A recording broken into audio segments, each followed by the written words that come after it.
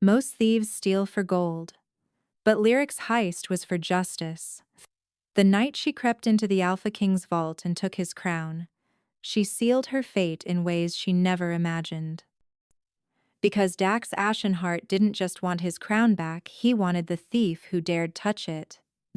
And when an Alpha King marks you as his, there's no running, no hiding, only surrender. For 3 years, Lyric had lived in the shadows of Emberfell, the glittering capital of the Moonborn territories.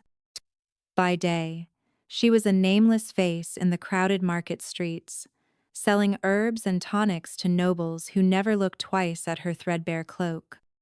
By night, she was something else entirely, a shadow that moved through locked doors, over palace walls, past sleeping guards. A ghost who stole not for greed, but for a debt unpaid and a kingdom stolen. The Ashenheart crown wasn't just a symbol of power. It was power itself, forged from moonstone and shadow steel, imbued with the essence of every alpha who'd worn it for 3 centuries. To steal. It was to steal the very authority of the throne. An act of treason punishable by public execution. Lyric had stolen it anyway. She hadn't meant to fall for him, the king whose crown now sat hidden beneath the floorboards of her cramped apartment above the apothecary. How could she love the man who sat on a throne built from her family's ashes? The king, whose father had crushed the rebellion that killed her parents, who had scattered her pack to the winds, who had left her an orphan at 14, with nothing but rage and a promise carved into her bones. Take back what was stolen. But love doesn't ask for logic, and her traitorous heart had decided 3 years ago that Dax Ashenheart, with his storm-gray eyes and the weight of the world on his shoulders, was hers, even if he could never be. She'd watched him from the shadows, learned the furrow between his brows when border disputes kept him awake, the rare smile he gave to children in the market, the way he slipped coins to struggling families when his advisors weren't looking, the loneliness that clung to him like a second skin despite the crown on his head. Lyric had told herself it was reconnaissance. Know your enemy, study his patterns, find his weaknesses. She'd lied. Now, standing in her tiny room with her latest spoils spread before her, Lyric allowed herself one moment of weakness. She lifted the crown, heavy, magnificent, humming with ancient magic, and closed her eyes. "I'm sorry," she whispered to the empty air, though she didn't know if she was apologizing to Dax or to the ghosts of her family. "But this ends tonight." The crown would be delivered to the resistance leaders by dawn. They would use it to rally the scattered packs, to prove that the Ashenheart reign could be challenged. That justice, after 15 years, might finally come. Her wolf stirred uneasily beneath her skin. "Wrong," it whispered. "Mate. Danger." Lyric silenced it, as she always did. Her wolf was broken, had been since the night she'd watched her parents die. It didn't understand politics or revenge. It only understood instinct. And right now, her instinct was screaming at her to run. She should have listened. Lyric's hands trembled as she wrapped the crown in layers of black cloth. 3 hours until dawn.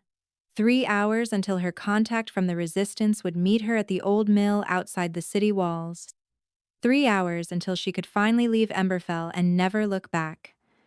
She was fastening the bundle when she heard it. The sound that turned her blood to ice. Footsteps, multiple pairs. Heavy boots on cobblestone, moving with military precision. Then a voice, deep and commanding, directly below her window. "Surround the building. No one enters or leaves." Lyric's heart stopped. She knew that voice, had memorized every cadence, every inflection, during 3 years of obsessive watching. Dax. She crept to the window, pressing herself against the wall as she peered down.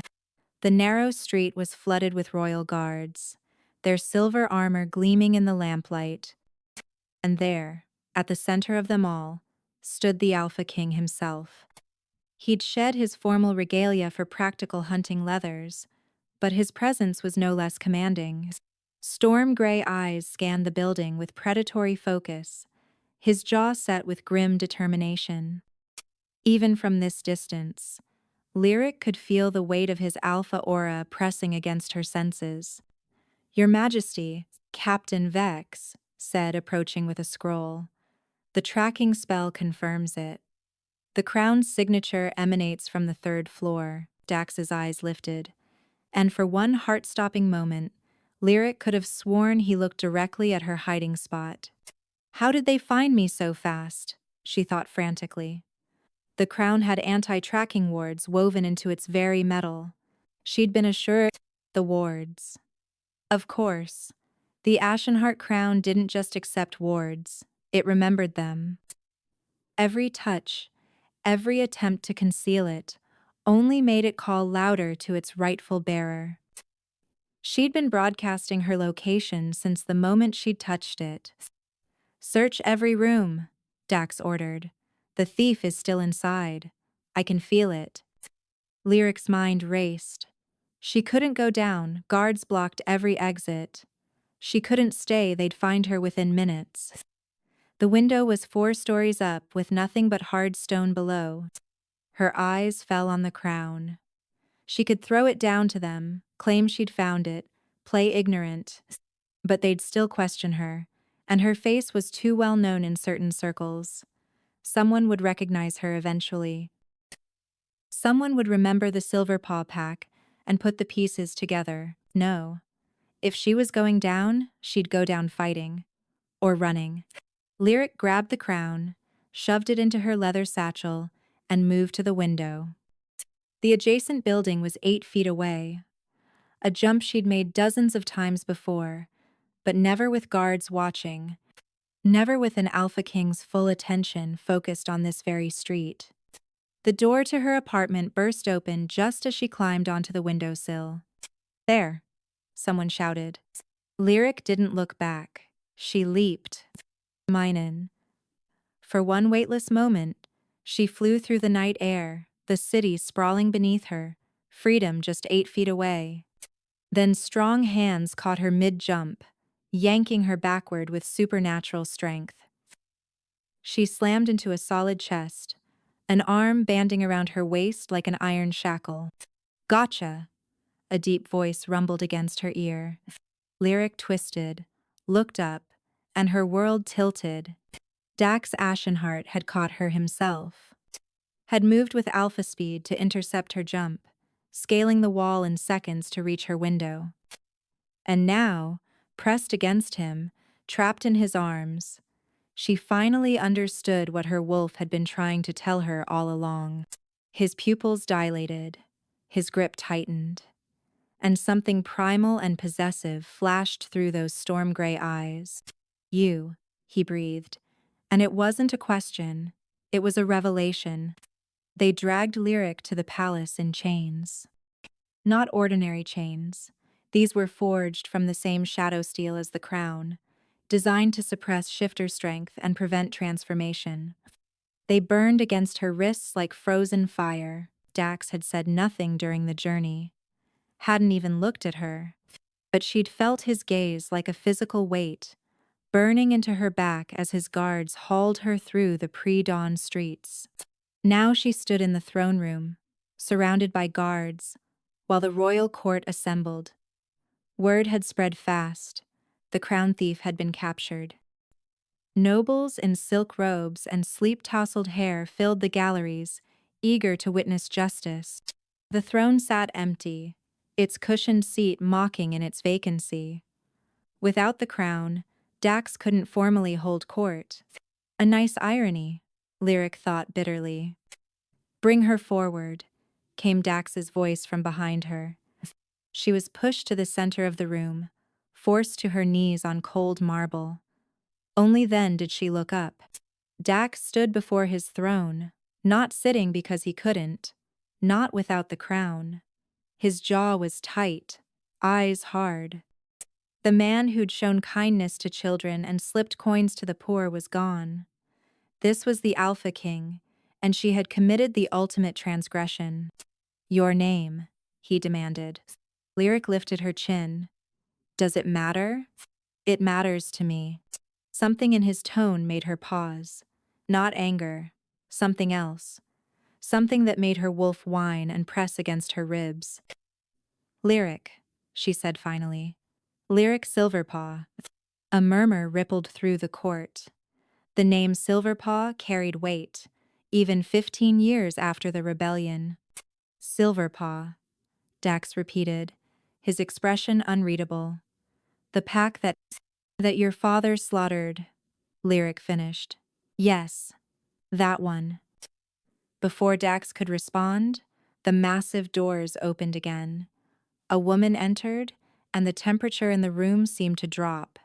She was tall, elegant, with silver white hair braided in an intricate crown and eyes like chips of ice. Her gown was the color of fresh blood, and power radiated from her like heat from a forge. "Lady Seraphine," Dax said, tension creeping into his voice. "This is a closed court session." "Is it?" Seraphine's smile was sharp as glass. "How unfortunate. I was so hoping to witness the capture of the infamous crown thief." Her gaze slid to Lyric with calculating interest. Such a bold little wolf. "To think she walked among us all this time." Lyric's blood ran cold. She knew this woman, had seen her twice in the market, both times watching the palace with that same calculating expression. "Lady Seraphine is the high priestess of the Northern Sanctum," Dax explained, though his tone suggested he was speaking more for the court than for Lyric. "She's been consulting with the Crown Council on matters of magical security." "Indeed," Seraphine purred, circling Lyric like a predator.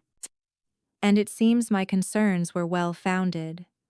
If a common thief can steal the Ashenheart crown, what does that say about the strength of this throne?" "The thief has been caught," Dax said coldly. "The crown will be recovered." "Will it?" Seraphine stopped beside Lyric, one long finger lifting her chin. "Tell me, little wolf, where have you hidden it?" And Lyric jerked her head away. "Go to hell," Seraphine laughed, the sound like breaking ice. "Spirit, I like that. Your Majesty, might I suggest a more persuasive approach to interrogation? The Northern Sanctum has methods for extracting truth from even the most stubborn subjects. Icaningus like Siomaris." "No," Dax said sharply. "She'll be questioned according to kingdom law." "Kingdom law?" Seraphine repeated thoughtfully. "How quaint. And while you observe your precious laws, the crown remains missing. Every hour it's absent, your authority weakens. The packs sense it. Your enemies sharpen their blades." She turned to address the assembled court. "Perhaps what we need isn't just recovery of the crown, but a demonstration of strength. A reminder that the Ashenheart line will not be challenged." "What are you suggesting?" Lord Chancellor Hadrian asked from the gallery. "A public execution," Seraphine said simply. "At dawn tomorrow. Make an example of her." The court erupted in murmurs of agreement. Lyric's heart hammered, but she kept her face blank. Dax's jaw tightened. "The sentence will be decided after proper trial and while you deliberate," Seraphine interrupted smoothly, "your throne sits empty. How long before the packs interpret mercy as weakness?" She moved closer to Dax, her voice dropping to a purr that somehow carried through the entire room. "You need the crown back, Your Majesty. I can help you get it. My methods are unconventional, but effective." Lyric watched something flicker across Dax's face. Distrust, wariness, but also desperation. He needed that crown. Without it, every day his rule grew more tenuous. "I'll consider your counsel," he said finally. Seraphine smiled, victorious. "Wise choice, Your Majesty." After all, her eyes found Lyric's "some crimes deserve special punishment." As guards hauled Lyric away to the dungeons, She caught one last glimpse of Dax. He stood rigid before his empty throne, watching her go, and in his eyes she saw something that terrified her more than Seraphine's threats: conflict, hunger, recognition, and beneath it all, the unmistakable pull of a mate bond beginning to form. The dungeon cell was exactly what Lyric expected: cold stone, iron bars, a thin mat that passed for a bed. She'd seen worse during her years with the Resistance. At least here, she was alone. Or so she thought. "You should have run further," a voice said from the shadows. Lyric spun. A figure materialized from the corner, a young woman, perhaps 19, with copper-red hair and eyes that glowed faintly amber in the darkness. "Relax. I'm a friend." The girl held up her hands. "Name's Zephyr. I'm with the Resistance. They sent me to check on you." "How did you get in here? Please. These dungeons are old. Plenty of ways in if you know where to look." Zephyr crouched beside her. "We heard about the capture. The whole city's talking about it. So where's the crown?" Lyric hesitated, then sighed. "Hidden. Safe. They won't find it without me." "Good, because Seraphine wants it badly." Zephyr's expression darkened. "She's not what she pretends to be, Lyric. The High Priestess act? That's a cover." "For what?" "She's a witch. A powerful one. Been moving through the territories for months, insinuating herself into positions of power." Zephyr leaned closer. 3 kingdoms in the east have fallen in the last 2 years. In each one, she appeared as an advisor, gained the ruler's trust, and then she drew a finger across her throat. Lyric's blood chilled. Dax is her next target. She's been poisoning him slowly, weakening his alpha aura. Haven't you noticed? He looks tired, moves slower than he should.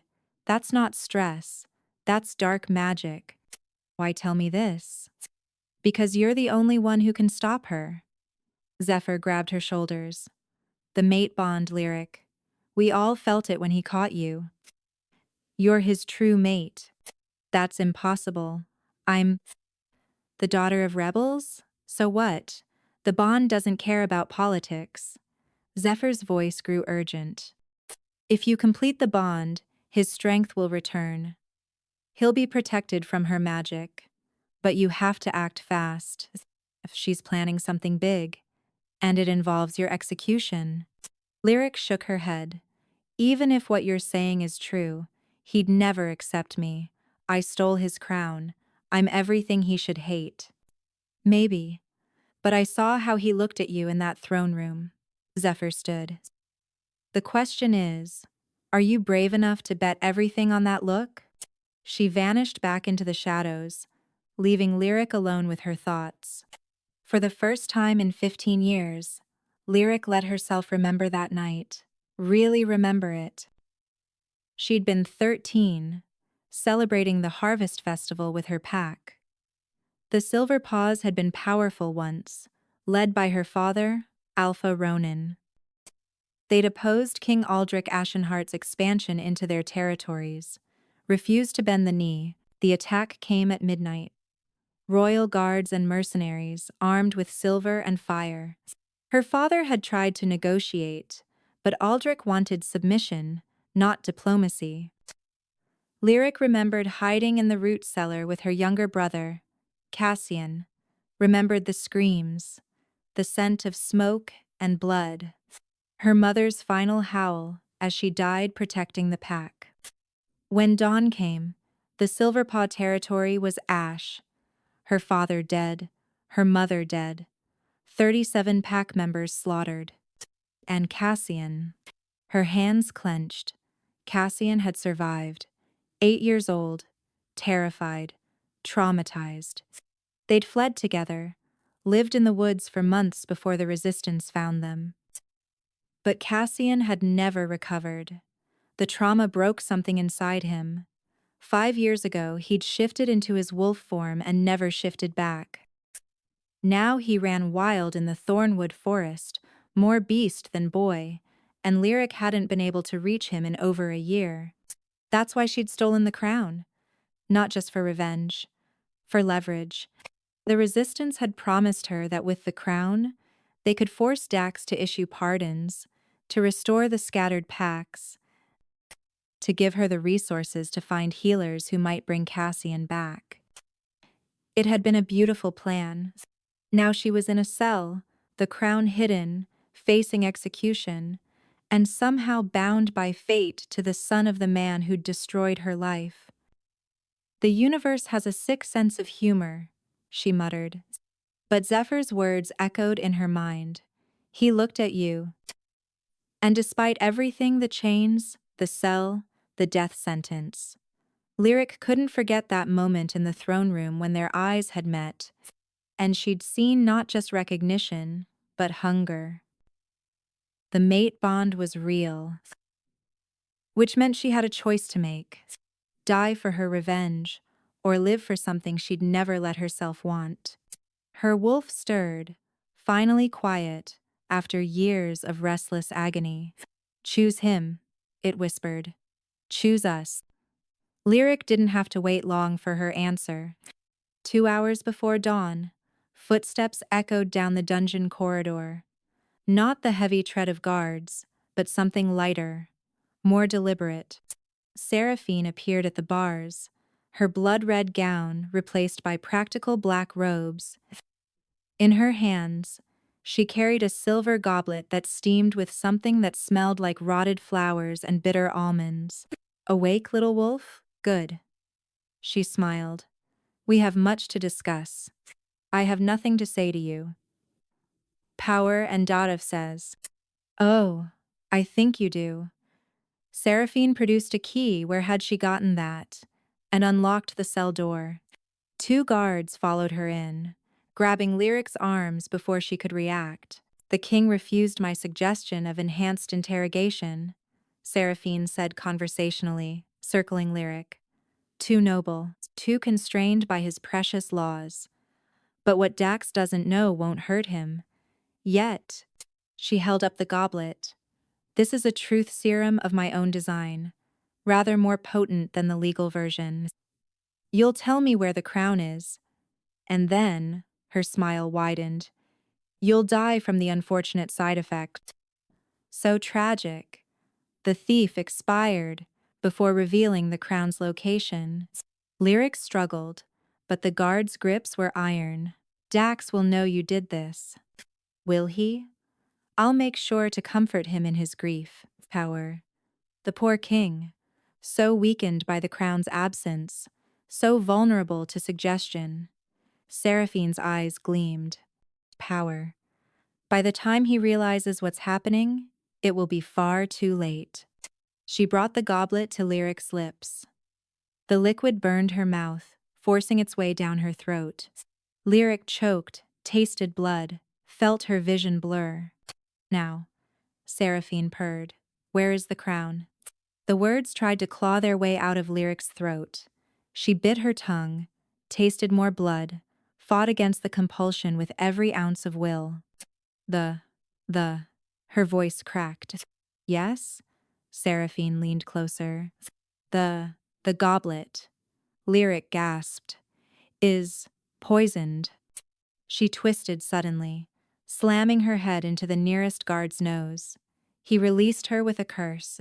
In that split second of freedom, Lyric grabbed the goblet from Seraphine's hand and threw its contents directly in the witch's face. Seraphine shrieked, stumbling backward as the serum burned her skin. The guards lunged for Lyric, but she was already moving, chains and all, pure survival instinct, driving her toward the cell door. She made it 3 steps before her legs gave out. The serum in her system was working, shutting down her muscles, her will. She collapsed in the corridor, vision, swimming. Through the haze, she saw Seraphine wiping her face, her beautiful features twisted with rage. You little... What is going on here? The voice cut through everything like a blade. Dax's voice. Lyric's vision cleared just enough to see him striding down the corridor, 2 guards flanking him. He took in the scene: Seraphine's burned face, the spilled goblet. Lyric collapsed on the floor, and his expression turned to stone. Seraphine. Explain. Your Majesty. She attacked me. With what? Dax's voice was dangerously soft. She's in chains. She's locked in a cell. How exactly did a defenseless prisoner attack you? Seraphine's mouth opened and closed. For the first time, Lyric saw genuine fear cross the witch's face. Dax crouched beside Lyric, his hand going to her throat to check her pulse. The moment his skin touched hers, electricity arced between them. His pupils dilated, and she saw his wolf surface, turning his eyes pure gold. She's been poisoned, he growled. With what? I brought her water, Seraphine tried. She must have. Don't. Dax stood slowly, turning to face the witch. Don't insult my intelligence. I can smell the dark magic on you from here. He gestured to his guards. Arrest Lady Seraphine. Charge. Attempted murder of a royal prisoner. Your Majesty, you can't be serious. Try me. His alpha voice reverberated through the dungeon, making every guard stand straighter. You entered my dungeons without permission. You brought an illegal substance. You attempted to harm a prisoner under my protection. Protection? Seraphine laughed shrilly. She's a thief. A traitor. She doesn't deserve. She's mine. The words came out as a growl, possessive and absolute. And you just tried to kill my mate. Silence crashed through the dungeon. Even Seraphine looked shocked.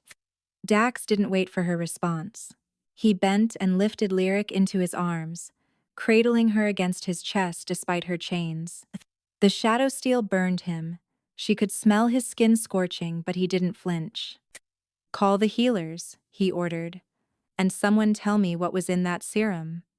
Now, as he carried her out of the dungeon, Lyric's vision began to fade. But before darkness took her, she heard him whisper against her hair. Stay with me, little thief. I'm not done with you yet.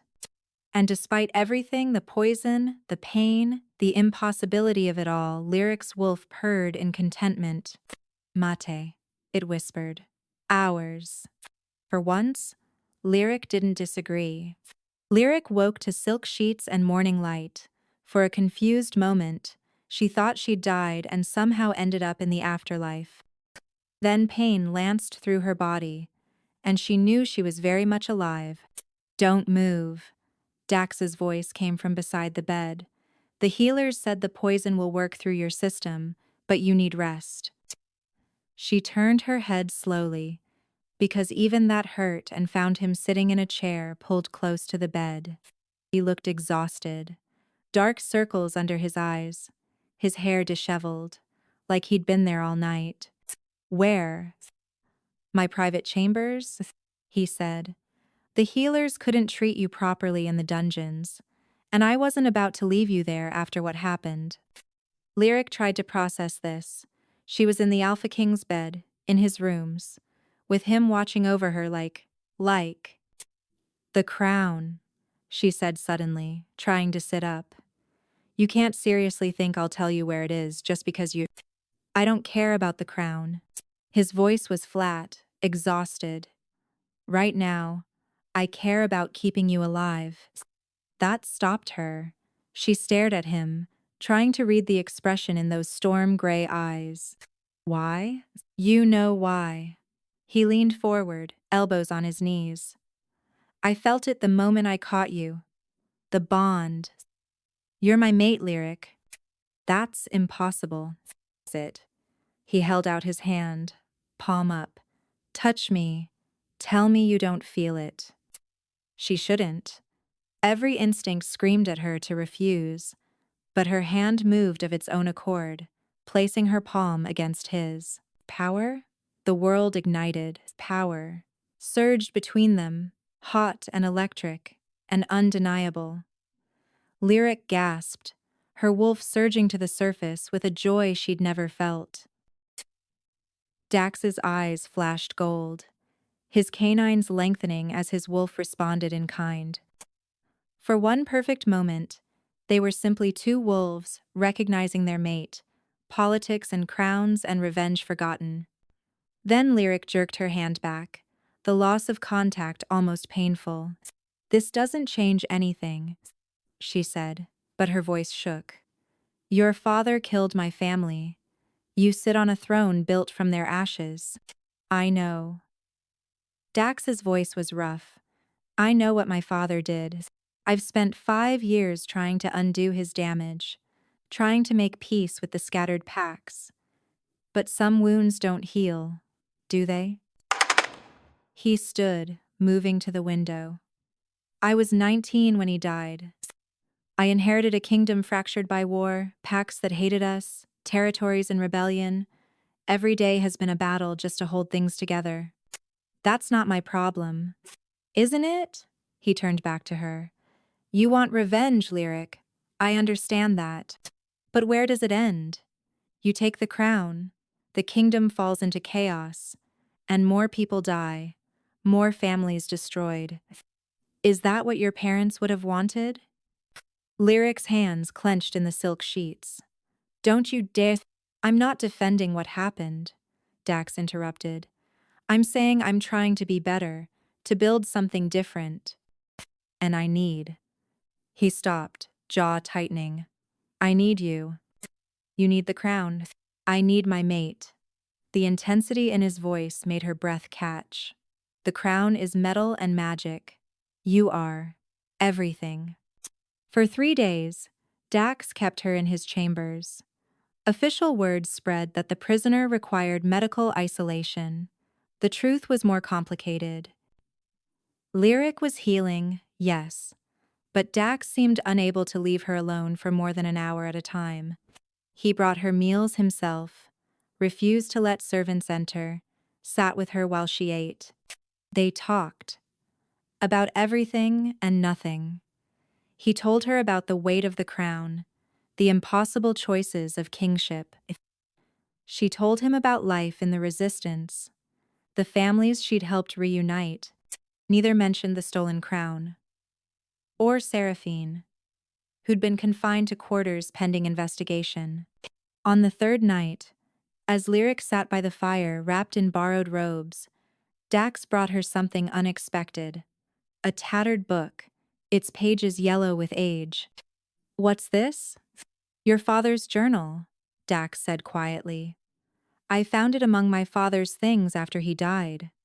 I think my father kept it as a trophy, but it belongs to you." Lyric's hands trembled as she opened it. Her father's handwriting stared back at her, achingly familiar. "The king demands submission, but we are not dogs to be called to heel. We are wolves. We are free." Tears blurred her vision. She clutched the journal to her chest, a sob breaking free. Dax knelt beside her chair. "I'm sorry, Lyric. I'm sorry for what he did. I'm sorry I can't undo it." "Then what can you do?" she whispered. His hand cupped her face, thumb brushing away tears. "I can promise you that it ends with me. No more massacres. No more slaughtered packs. I can give you justice, if you'll let me." "How?" "Help me unite the territories. Not through conquest, but through genuine alliance. Help me build something worth leading." His voice dropped. "Be my queen." Lyric's breath caught. "You're asking me to mate with me, rule beside me, transform this kingdom into what it should have been all along." His eyes burned with intensity. "I know it's asking everything. I know I don't deserve it. But the bond doesn't lie, Lyric. We're meant for this." She should refuse, should spit in his face and demand to be returned to her cell, should hold onto her rage with both hands. But when she looked at him, she saw not the king who sat on her enemy's throne, but the man who'd carried her from the dungeons despite the chains burning his skin, who'd stayed by her bedside for 3 days, who'd returned her father's journal when he could have destroyed it, who looked at her like she was his salvation. "The crown," she said finally. "I'll tell you where it is, but only if you agree to my terms. Name them. Full pardons for the Silverpaw survivors, territory restored to the scattered packs, and resources to find my brother Cassian and bring him home." Done. Just like that? Just like that. Dax's hand slid to the back of her neck, drawing her closer. "I told you, Lyric. I don't care about the crown. I care about you. You should care about both," she murmured, her lips inches from his. "Because I hid it somewhere you'll never find without me." "Where?" She smiled against his mouth. "In your throne. I broke in the night before the heist, carved out the seat cushion, and sealed it inside. You've been sitting on it for 3 days." Dax stared at her for a long moment. Then he laughed a real laugh, surprised and genuine. "You hid my crown in my throne." Seemed poetic. "You're magnificent."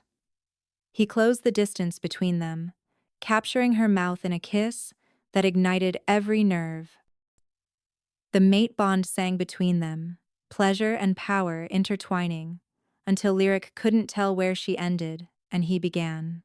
When they finally broke apart, both breathing hard, Dax pressed his forehead to hers. "Stay," he whispered. "Not as a prisoner, as mine." And for the first time in 15 years, Lyric let herself want something besides revenge. "Yours," she breathed, "but you're mine too." His smile was fierce and possessive. "Always." God. For 2 weeks, Lyric lived in a dream. Dax retrieved the crown from its hiding place. She'd been right. No one had thought to look there, and his full power returned immediately. With it came a transformation in the kingdom. He began implementing the reforms they'd discussed, reaching out to scattered packs, offering genuine reconciliation. And every night, he came to her, not to his bed, not yet. The final claiming remained incomplete, a line they hadn't crossed. But the touches grew bolder, the kisses deeper, the bond between them strengthening with every shared look. Lyric had never been happier, which is why she should have known it couldn't last. The summons came on a cold morning. Lord Chancellor Hadrian himself appeared at Dax's chambers, his expression grave. "Your Majesty, the council requires your immediate presence, and the prisoner." "Lyric is not a prisoner," Dax said sharply. "Nevertheless, her presence is demanded. It concerns a matter of state importance." In the council chamber, Lyric found herself facing 12 stern-looking nobles, all wearing variations of the same disapproving expression. At the head of the table sat Dax, crowned once more, his face carefully neutral. "This assembly has been called," Hadrian announced, "to address the matter of His Majesty's association with the criminal Lyric Silverpaw." "There is no matter to address," Dax said coldly. "She is my mate." "Unconfirmed," Counselor Meredith interjected. "The bond has not been completed. Until the claiming bite is given and accepted, any attachment remains unofficial." "I fail to see how this concerns the council." "It concerns us greatly, Your Majesty." Duke Corvin stood, his voice heavy with false regret. "News of your alliance with a known rebel has spread throughout the territories. Several packs are threatening to withdraw their support. The northern clans have sent word that they view this as a betrayal of your father's legacy." Lyric's stomach dropped. She saw where this was going. "Let them complain," Dax said. "I will not abandon my mate for politics. And not even if it means civil war?" Corvin produced a scroll, laying it on the table. "The Eastern Alliance has issued an ultimatum. Either you denounce the Silverpaw girl and reaffirm your commitment to your father's policies, or they will secede from the Moonborn territories entirely. That's half our military strength. 9. Hadrian added quietly. Half our resources, Your Majesty. Without them, the kingdom will fracture. Dax's jaw tightened. This is orchestrated. Someone is manipulating. Does it matter? Meredith interrupted. Orchestrated or not, the threat is real. We are on the brink of collapse, and the cause is your attachment to a girl who stole your crown. I returned it, Lyric said, her voice cutting through the room. I fulfilled my part of the bargain. After you were caught, Corvin sneered. After you had no choice, and now you use the mate bond to manipulate our king into destroying everything his father built. His father built a kingdom on corpses, Lyric shot back. Maybe it deserves to fall. The room erupted in outrage. Guards moved forward, but Dax held up a hand, his alpha command freezing everyone in place. Enough. His voice was quiet but absolute. Everyone leave, now, except Lyric. The counselors filed out, shooting dark looks at Lyric as they went. When the door closed, the silence was suffocating. They're going to make you choose, Lyric said quietly. Me or the kingdom. There is no choice. You are my mate. Dax. No. He crossed to her, gripping her shoulders. I don't care what they threaten. I don't care if every pack in the territories rebels. I will not give you up. Even if it means war? Even if thousands die because you chose me? Lyric's voice cracked. I can't be responsible for that. I won't. Then what are you saying? She forced herself to meet his eyes, even as her heart shattered. I'm saying I won't complete the bond. I'm saying I release you from any obligation to me. No, Lyric, no. It's the only way. Tears spilled down her cheeks. You said you wanted to be better than your father. Prove it. Put the kingdom first. I am putting the kingdom first. His voice rose, anguished. A kingdom led by a king and queen who actually care about their people, who can unite the packs through genuine partnership that's worth fighting for. Not if the fighting destroys everything.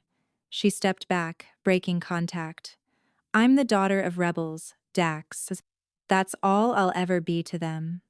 And as long as I'm here, they'll use me as an excuse to tear you down. So you're just giving up? Running away? I'm setting you free. She turned toward the door. Find someone they'll accept. Make your alliances. Build your peace. Just do it without me. Lyric, please. She stopped at the door, hand on the handle, unable to look back. I love you. That's why I'm leaving. And before her courage could fail, before she could turn around and take back every word, Lyric walked out of his life. She made it halfway down the corridor before she collapsed against the wall, sobs tearing from her throat.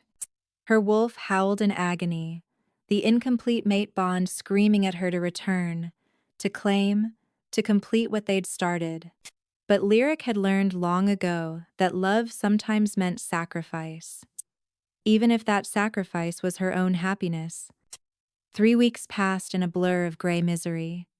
Lyric returned to her small apartment above the apothecary, but everything felt hollow. Food tasted like ash. Sleep brought only nightmares of storm-gray eyes and a smile she'd never see again. The resistance wanted her back, praised her for her sacrifice, told her she'd done the right thing. She couldn't bring herself to care. News from the palace filtered through the city like poison. Dax had agreed to the council's demands. Lady Seraphine, her charges mysteriously dropped due to insufficient evidence, had been reinstated as an advisor. And most devastating of all, preparations had begun for a formal alliance marriage. The bride-to-be, Princess Isla of the Eastern Alliance, beautiful, politically connected, and everything a queen should be. The wedding was set for the next full moon. 4 days away. Lyric told herself she didn't care, told herself she'd made the right choice, told herself the crushing pain in her chest would eventually fade. She was lying. On the third night, Zephyr appeared at her window, her face grim. "You need to come with me. Now." "I'm not going back to." "It's not about the resistance." Zephyr grabbed her arm. "It's about Dax. He's dying." The world tilted. "What?" "Seraphine. She's been poisoning him again. Stronger this time. Without the mate bond to protect him, he's vulnerable." Zephyr's eyes were desperate. "He's fading fast, Lyric. Days, maybe hours. And the worst part? He doesn't even care. It's like he's given up." "Why are you telling me this? I can't." "You're his mate. You're the only one who can save him." Zephyr shook her. "I know you love him. I know you left to protect him. But he's dying, Lyric. And when he's gone, Seraphine will take the throne, marry whoever she wants, and everything you sacrificed for will be for nothing." Lyric's mind raced. If what Zephyr said was true, if Seraphine was truly behind this, "How do I know you're not lying?" "Because I'm in love with someone too," Zephyr said quietly. "And I know what you're going through. Please, Lyric, at least come see him. If I'm wrong, you can walk away. But if I'm right..." Lyric didn't need to hear more. She was already grabbing her cloak. They entered the palace through the servant passages. Zephyr knew them all and made their way to the royal wing. Guards were sparse, oddly so, like someone had deliberately thinned their numbers. Dax's chambers were dark when they entered. A single candle burned by the bedside, casting long shadows across the room. And there, in the massive four-poster bed, lay Dax. Lyric's heart stopped. He looked like a ghost of himself. His skin had taken on a grayish pallor, his breathing shallow and labored. Dark veins spiderwebbed across his neck and arms, the unmistakable mark of shadow poison. "Dax," she breathed, rushing to his side. His eyes fluttered open, unfocused. "Lyric? No, you're not real. Just another dream." "I'm real." She grabbed his hand, squeezing. The spark of the mate bond was still there, but weak, flickering. "What happened? Who did this to you? Does it matter?" His voice was barely a whisper. "You were right to leave. I couldn't protect you. Couldn't protect anyone." "That's the poison talking. Dax, stay with me." "I tried so hard," he continued, as if he hadn't heard her. "Tried to be better, but maybe some legacies can't be escaped. Maybe I was always meant to fail." "No, Dax, listen to me." A slow clap echoed through the room. Lyric spun to find Seraphine standing in the doorway, a triumphant smile on her face. "How touching," the witch purred. "The little thief returns to her dying king. Rather like a tragedy, isn't it?" "You did this," Lyric snarled, her wolf surging forward. "You poisoned him." "Guilty." Seraphine stepped into the room, magic crackling around her fingers. Though it was remarkably easy. Pose of 4. Without the mate bond's protection, he was vulnerable. And once you so helpfully removed yourself from the picture, well, she shrugged. Nature took its course. "I'll kill you." "Will you?"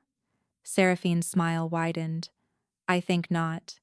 You see, I've taken precautions this time," she gestured. And guards poured into the room, not regular guards, but mercenaries with dead eyes and silver chains. Lyric found herself surrounded, those same shadow steel chains from the dungeon clasped around her wrists before she could shift. "Perfect timing, really," Seraphine continued conversationally. "You arriving just as dear Dax breathes his last. So tragic. The stress of your rejection killed him, the kingdom will say. And you, overcome with guilt, took your own life. You won't get away with this. What? I already have, darling. Seraphine moved to the bed, running a finger down Dax's face. He didn't even flinch. By dawn, I'll be the grieving advisor who tried to save him. The council will need strong leadership in this crisis. And I've already secured their support. Her eyes glittered with malice. Your mate dies, his kingdom falls, and I get everything I wanted. Poetic, really. Xiomara's. She turned to her mercenaries. Take her to the dungeons, the deep ones, where no one will hear her scream. I'll deal with her after the king's funeral. As they dragged Lyric away, she twisted back toward the bed, toward Dax's fading form. Fight, she screamed. Dax, please, fight! But he didn't move, didn't respond. The light in his eyes had already dimmed to almost nothing, and as the dungeon door slammed shut behind her, Lyric realized with terrible clarity that she'd made the worst mistake of her life. She'd walked away from her mate to save his kingdom. Now both would be destroyed. The deep dungeons were nothing like the cells above. No windows, no light except what filtered down through cracks in the ancient stone. No sound but the drip of water and the occasional scurry of rats. Lyric had been here for hours, or days. Time lost meaning in the dark. The shadow steel chains had been replaced with something worse, silver mixed with shadow magic, designed to suppress not just her wolf, but her will itself. Every breath was agony. Every thought felt like wading through tar. Seraphine hadn't visited. Didn't need to. Lyric was already dying slowly, the incomplete mate bond tearing her apart from the inside as Dax faded above her. She could feel him slipping away. The bond, weak as it was, carried his pain, his surrender. He was giving up, and she was helpless to stop it. I'm sorry, she whispered to the darkness. I'm so sorry. A sound made her lift her head. Footsteps, but not the heavy tread of guards. Lighter, familiar. Lyric? Zephyr's voice. Gods, what did she do to you? Zephyr? Lyric's voice cracked. How did you— Later. I don't have much time. Zephyr knelt beside her, producing lockpicks and what looked like a vial of something glowing. This should counteract the silver binding. It won't last long, but it'll give you a chance. A chance for what? Dax is dying. The kingdom is falling apart. Seraphine has won. And— Not yet, she hasn't. Zephyr worked on the chains, her hands moving with practiced speed. The resistance has been gathering intelligence. We know what she is, Lyric, and we know how to stop her. How? She's a soul eater. She drains life force to maintain her power and her youth. She's done it to 3 kings already. But there's a weakness if her victim is protected by a complete mate bond. Her magic can't touch them. Zephyr looked up, eyes fierce. You have to complete the bond with Dax. It's the only way to save him. I can't. I already rejected. You didn't reject the bond. You walked away. There's a difference. The chains fell away. Zephyr pressed the vial into Lyric's hands. Drink this. It'll restore your strength temporarily. Then you need to get to Dax and finish what you started. Seraphine will stop me. Then fight her. Zephyr stood, helping Lyric to her feet. You're a Silverpaw, Lyric. Your family didn't bow to tyrants, and neither will you. Now go save your mate before it's too late. The vial burned going down, but strength flooded Lyric's body almost immediately. Her wolf surged forward, no longer suppressed, and for the first time in weeks, she felt whole. Zephyr. Go. I'll handle the guards. You handle the witch.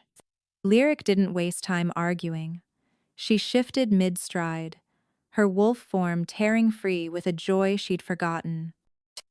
The dungeon door shattered under her weight, and she was running, racing through corridors and upstairs, following the pull of the mate bond toward Dax, toward her future, if she wasn't already too late. She burst into his chambers to find Seraphine standing over Dax's bed, her hands glowing with dark magic as she drew the last of his life force into herself. No. Lyric shifted back, throwing herself between them. Seraphine stumbled back, shocked. How did you, quote, doesn't matter. Lyric positioned herself over Dax's body, protective, feral. You don't touch him again. Foolish girl. Seraphine's hands crackled with power. You're too late. He's already gone. I've taken everything. Not everything. Lyric looked down at Dax's face, pale and still. But there beneath her hand on his chest she felt it. A faint heartbeat. Still fighting. Still holding on. For her. He's still alive, she whispered. Which means there's still time. Time for what? Lyric bared her teeth in a smile that was all wolf. To finish what we started. She bent over Dax, her mouth finding the curve of his neck. The claiming mark she should have given weeks ago. Her canines lengthened, and without hesitation, she bit down. Power exploded through the room. The mate bond, dormant and incomplete, roared to life with the force of a hurricane. Golden light erupted from where their skin connected, washing away the shadows, burning away the poison. Dax's eyes flew open, no longer gray but blazing amber. His hand shot up, gripping the back of Lyric's neck as he returned the bite with one of his own. The bond completed with a snap that echoed through their souls. Two halves, finally, perfectly whole. Beneath them, the shadows screamed. Seraphine's stolen power, faced with the pure force of a true mate bond, shattered like glass. The life force she'd drained from Dax reversed, flooding back into him in a rush of light and strength. No! Seraphine shrieked. This isn't possible. But it was. And as Dax rose from the bed, his full alpha power restored and amplified by the bond, Seraphine finally understood what she'd underestimated. Not just a king, not just a mate bond, but two wolves who'd chosen each other despite everything. And that choice had made them unbreakable. Dawn broke over Emberfell to find the palace in chaos. Word had spread overnight. The king was dead. No, wait, the king lived. There was fighting in the throne room. Lady Seraphine had been revealed as a traitor. By the time the sun fully rose, a crowd had gathered in the palace square, nobles and commoners alike demanding answers. They got them. The throne room doors burst open, and guards dragged Seraphine forward in chains. Not shadow steel this time, but pure iron, inscribed with runes that glowed white-hot against her skin. She looked diminished somehow, her beauty faded, her power broken. Behind her walked Dax, fully restored, the crown once again on his head. But this time, he wasn't alone. Lyric walked beside him, wearing not servant's clothes but a gown of deep midnight blue, silver embroidery catching the light. Her hair was unbound, silver eyes blazing with confidence, and on her neck, visible to everyone, was the claiming mark of a completed mate bond. The crowd erupted in murmurs, gasps, some cheers, some protests. Dax raised his hand, and silence fell immediately. His alpha command had returned in full force, amplified by the bond.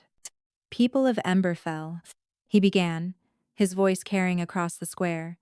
You've been told many lies. Today, you'll hear the truth.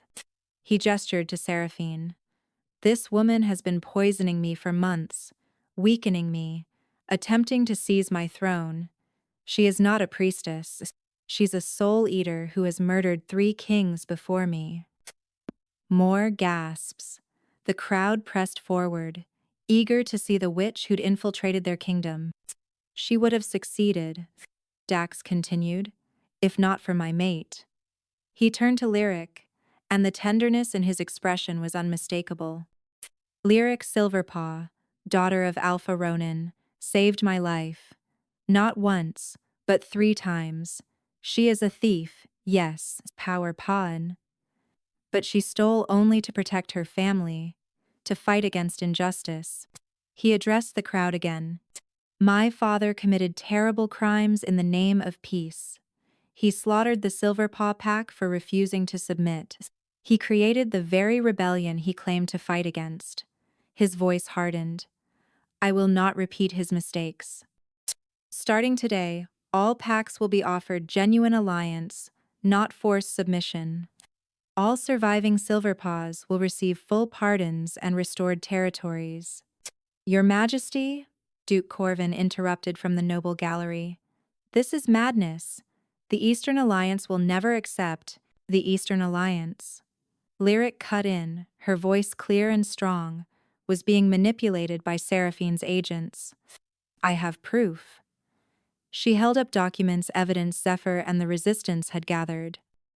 Messages showing how she orchestrated the threats, the ultimatums. She manufactured the crisis to force us apart. She stepped forward, addressing not just the nobles, but the commoners in the square. I'm the daughter of rebels. I stole the crown. I should be your enemy, but I'm also a woman who loves your king, who wants to see this kingdom thrive, who believes we can be better than our history. The bond doesn't lie, someone shouted from the crowd. An older woman, pack markers visible on her arms. If the moon chose them as mates, who are we to refuse? Other voices joined her. Not all, there were still protests, still anger.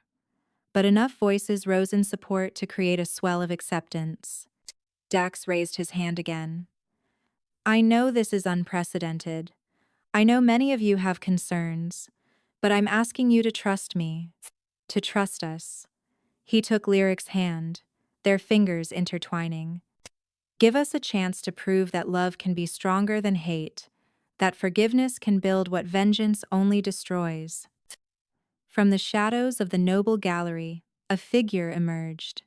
Old Alpha Gareth of the Western Pax, a survivor of Dax's father's wars. I lost my son to your father's blades, he said, his voice carrying weight. I have every reason to hate the Ashenheart name. He looked between Dax and Lyric. But I see something in you both that I never saw in your father, your majesty. I see hope. He knelt, fist to heart in the ancient sign of fealty. The Western Pax will support this union. One by one, other alphas followed. Not all Duke Corvin and his faction remained standing, faces tight with disapproval. But enough bent the knee to show that change was possible. Seraphine laughed, the sound broken and bitter. How touching. You think this changes anything? You think a pretty love story will hold a kingdom together? No, Dax said quietly. I think hard work, genuine reform, and leaders who actually care about their people will hold it together. The love story is just a bonus. He nodded to the guards. Take her to the deepest cell. She'll stand trial for her crimes. As they dragged Seraphine away, still screaming threats, Dax turned to Lyric. The crowd, the nobles, the politics, all of it faded, as he looked at her with everything he felt written plainly on his face. I have one more announcement, he said, loud enough for all to hear. In 3 days' time, there will be a coronation. Not just mine, but my queen's. Lyric Silverpaw will be crowned Queen of the Moonborn Territories, and together, we will forge a new future. The crowd erupted, some in cheers, some in protest, but all in passion. Change had come to Emberfell, whether they were ready or not. Lyric squeezed Dax's hand. Are you sure about this? There's still so much opposition. Let them oppose, he murmured, low enough that only she could hear. I'm done choosing duty over love. I'm done sacrificing happiness for politics. He pulled her close, heedless of the watching crowd. You're mine, little thief. And I'm keeping you. Pow. Even though I stole your crown? Especially because you stole my crown. His smile was fierce. You were never going to be just a queen, Lyric. You were always going to be a revolution. And as he kissed her there in front of the assembled kingdom, the mate bond singing between them, Lyric finally understood. She'd started this journey wanting to steal a crown. She'd ended it, stealing a king's heart instead. And somehow, that was worth more than any kingdom. The 3 days before the coronation passed in a whirlwind. Seamstresses created a queen's wardrobe. Diplomats arrived from across the territories. The resistance, no longer operating in shadows, helped coordinate security and outreach to scattered packs. But the night before the ceremony, Zephyr burst into Lyric's chambers, her face ashen. We have a problem. A big one. Lyric looked up from the coronation speech she'd been reviewing. What now?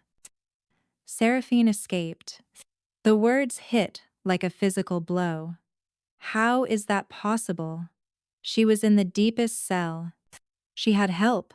3 guards are dead, their throats torn out, and there's more. Zephyr handed her a blood-stained note. She left this. The message was written in something dark and viscous blood. Lyric realized with horror. You think you've won? You've merely delayed the inevitable. Meet me in the Thornwood at midnight. Come alone, or I'll kill every member of your precious resistance, starting with the youngest. You know I can do it. P.S. I believe you've been searching for someone? A boy lost in the woods? I found him first. Lyric's blood turned to ice. Cassian. She has Cassian. It's a trap, Zephyr said immediately. She wants to draw you out, separate you from Dax. I don't care. If there's even a chance my brother is alive. Lyric was already moving, grabbing weapons, pulling on practical clothes. Pie. You can't go alone. The mate bond if she kills you. It'll destroy Dax too. Close. Which is why you're not going to tell him until I'm already gone. Lyric gripped Zephyr's shoulders. Please. I need an hour. Just 1 hour to try to save Cassian. If I'm not back by dawn, tell Dax everything. He's going to kill me for this. Get in line. Lyric managed a tight smile. But my brother comes first. He's been lost for 5 years because I chose revenge over family. I won't make that mistake again. The Thornwood forest was ancient and wild, the trees so dense that even moonlight struggled to penetrate. Lyric moved in wolf form, faster and more agile, following Seraphine's scent deeper into the wilderness. She found her in a clearing lit by witchfire blue flames that cast eerie shadows across the trees. And there, trapped in a cage of pure silver, was a massive black wolf with silver eyes, Cassian. Brother, Lyric breathed, shifting back to human form. The wolf's eyes focused on her, and for a moment she saw recognition. Then it faded back to bestial blankness. He'd been feral too long. Touching reunion, Seraphine said, stepping from the shadows. She looked different, gaunt, desperate, the beauty entirely gone. Though I'm not sure he remembers you. Let him go. Your fight is with me. Oh, I intend to. Seraphine's smile was poison. But first, some ground rules. You're going to reject the mate bond with Dax. Publicly. Tomorrow at the coronation. Never. Then watch your brother die. Seraphine's hand glowed with dark magic, pointed at Cassian's cage. The silver is already burning him. How long do you think he'll last if I add hellfire to the mix? Cassian whimpered, his silver eyes finding Lyric's again, pleading. Lyric's mind raced. If she rejected the bond, Dax would be vulnerable again. Seraphine would kill him and take the throne. But if she refused, Cassian would die screaming. Why? she asked, stalling. Why do you want the throne so badly? You're immortal. You could go anywhere, do anything. Because I'm dying, Seraphine snarled. My power is fading. I need the Ashenheart crown's magic to sustain me. And I need Dax's life force to fuel the ritual that will bind it to me permanently. So take mine instead. The words were out before Lyric could stop them. Leave Dax alone. Leave Cassian alone. I'll give you whatever you need willingly. Seraphine's eyes gleamed. You'd sacrifice yourself? How noble. But your life force isn't strong enough. I need an alpha's power. She tilted her head. Although, a completed mate bond does create interesting possibilities. If I drain you, it would weaken him enough to finish the job. She raised her hand, magic crackling. This works out perfectly. Thank you for coming alone, little wolf. She didn't. Dax's voice cut through the clearing like a blade. He stepped from the trees, fully shifted to his alpha form. Massive, powerful, eyes blazing gold. Behind him came a dozen resistance fighters and royal guards, surrounding the clearing. How did you? Lyric started. You think I can't feel you through the bond? Dax's human voice emerged from his wolf throat, the alpha magic allowing speech. The moment you left the palace, I knew, and I followed. He turned to Seraphine. It's over. You're surrounded. Surrender and I'll grant you a quick death. Never. Seraphine's power exploded outward, blue fire engulfing the clearing. Guards screamed, falling back. The silver cage around Cassian began to glow white-hot. Lyric didn't think. She just moved, shifted mid-leap, and threw herself at the cage, her body shielding Cassian from the worst of the heat even as her fur began to burn. The pain was excruciating, but through the mate bond she felt Dax's strength pouring into her, sustaining her, keeping her conscious. Lyric, move! Dax roared, charging toward Seraphine. The witch met him with a blast of dark magic that should have killed him. But the mate bond protected him, Lyric's love acting as a shield even as she suffered. They were fighting together even separated, the bond making them stronger than they'd ever been alone. Seraphine realized it too late. As Dax's jaws closed around her throat, and Lyric's claws tore through the silver cage to free her brother, the witch finally understood what she'd never possessed. True power didn't come from stealing life. It came from choosing to share yours. Seraphine's scream cut off abruptly as Dax ended her. The blue fire died, the silver cage crumbled. And Cassian, sweet, lost Cassian, collapsed into Lyric's arms, finally shifting back to human form for the first time in 5 years. Lyric? His voice was hoarse, confused. Am I dreaming? No, little brother. She held him tight, tears streaming down her face. You're home. Finally home. Dax shifted back to human, immediately moving to Lyric's side. You're hurt. We need to get you to the healers. I'm fine. The bond. She looked up at him. You saved me again. We saved each other. He helped her stand, one arm supporting her, the other helping with Cassian. That's what mates do. As they emerged from the thornwood forest at dawn, the rising sun painting the sky gold and crimson, Lyric realized they'd finally done it. Defeated the villain, saved her brother, claimed each other completely. Now came the easy part, ruling a kingdom together. She almost laughed at the absurdity of it. But looking at Dax, seeing the love and determination in his eyes, she thought maybe, just maybe, they could actually pull it off. After all, they'd already accomplished the impossible. What was one more miracle? 3 months later, the coronation day dawned clear and bright. The palace square had been transformed into something magical. Thousands of flowers, banners from every pack in the territories, and a crowd so large it spilled into every street and alley. Lyric stood before a mirror in the royal dressing chambers, barely recognizing herself. The gown was stunning, silver and midnight blue, embroidered with wolves and stars, flowing like water. The crown that would soon rest on her head sat nearby, newly forged from moonstone and hope. "You look beautiful," Cassian said from the doorway. He'd recovered remarkably well, though nightmares still plagued him some nights. But he was here, whole, and that was what mattered. "I look terrified. Power. That too," he grinned, so much like the boy she remembered. "But you're going to be amazing. You already are." A knock at the door. Zephyr entered, wearing formal resistance attire. They were now official royal advisors on pack relations. "It's time. The ceremony is about to start." Lyric took a deep breath. "How does Dax look?" "Like a king, about to watch his mate become a queen. So, basically like he's won the lottery and can't believe his luck." Zephyr smiled. "Come on, let's go make history."